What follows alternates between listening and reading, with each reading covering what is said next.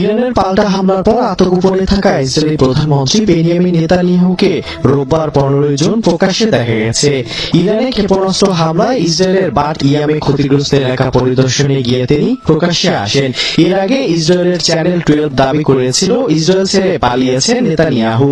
Channel 12 এর বরাত দিয়ে ইরান সংবাদ মাধ্যম ইরনাও এই সংক্রান্ত একটি প্রতিবেদন প্রকাশ করে।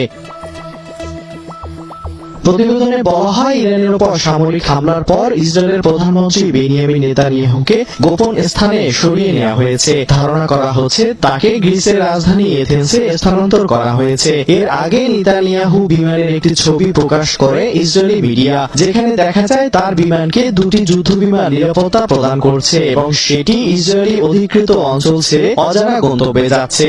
উল্লেখ্য, ইসরায়েল গত সপ্তাহে ইরানের পারমাণবিক গবেষণা কেন্দ্র ও ক্ষেপণাস্ত্র কারখানায় হামলা চালায়। এতে বেশ কয়েকজন ইরানি সেনা কর্মকর্তা নিহত হন।